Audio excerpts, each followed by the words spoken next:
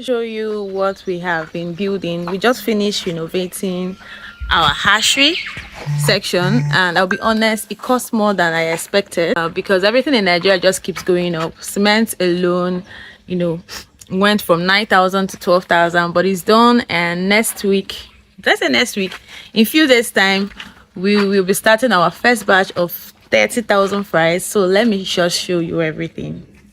Come with me. We have 7 tanks now.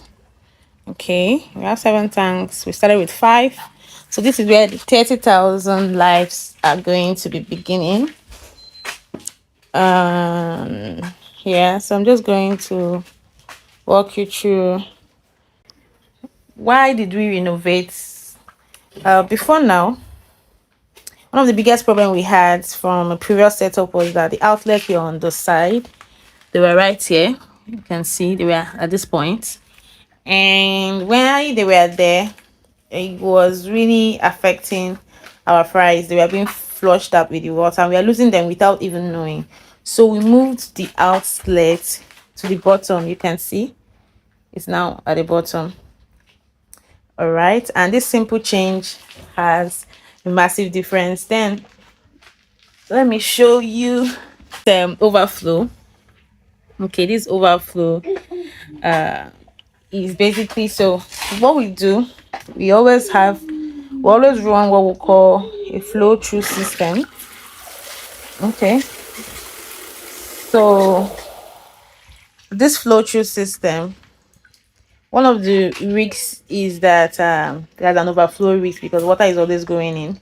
All right, so that's pretty much why we have the overflow. We run flow through to make sure that the oxygen level in the hatcheries are always very okay. Then another thing we added is, this floor pockets. You can see this is the floor and these are the pockets, and I'm super proud of this one because this pocket in the floor, it's where when it's time to harvest fingerlings, instead of chasing them around, trying to drain the water completely and all the chase, we can just go ahead and open that floor pockets and collect all of them in one spot. Put our nets there, and it's going to make harvesting faster and cleaner, and also less stress on the fish too. On the cost, you can see how this is what we do. So this is our container where we pour the fish egg. So you can see we already have the setup ready. As I said, in a few days we'll have our fries ready. So on the cost, I don't have an exact renovation figure in front of me, honestly, but I know it was significant because everything went up: cement, plumbing material, logistic to get everything to the farm. It was more expensive than when we first set up last year, but you can't, of course, cut corners in your hatchery because the quality of your juvenile starts here. And then this, I'm just going to say, this particular one is my best tank. I don't even know why I would say it's my best. Maybe because it has a lot of leg space, for me to access this place. So this is my best tank.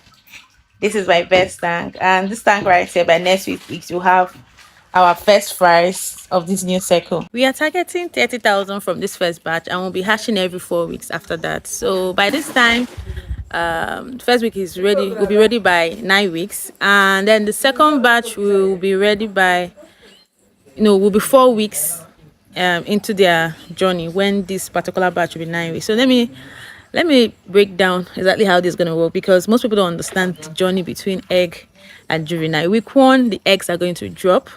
We induce spawning from our brood stock. We collect the eggs and they hatch in those tanks I showed you under controlled conditions. For the first 4 weeks, we run flow through, okay, fresh water moving through constantly, and this keeps oxygen levels up and waste moving out. That's why that overflow system we built matters so much.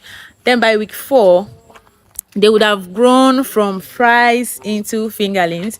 We'll harvest them using those floor pockets I showed you. They are much cleaner than the older way, and then we bring them from those fingerlings, we bring them out into these other massive ponds.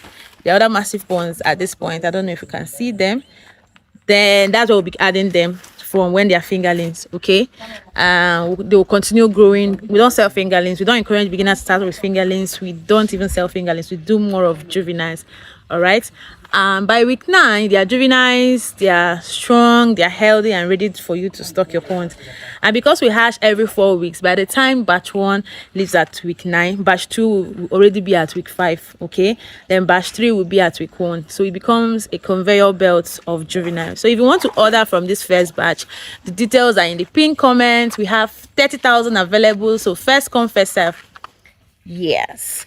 All right, so I'm going to try to document this entire journey from next week, no, from few days from now. All right, so yes, if you have been thinking about starting a catfish farm, or you're already farming and want to understand juvenile production better, or you want to stock your ponds, you can always reach out to us. And yes, you can always follow this journey.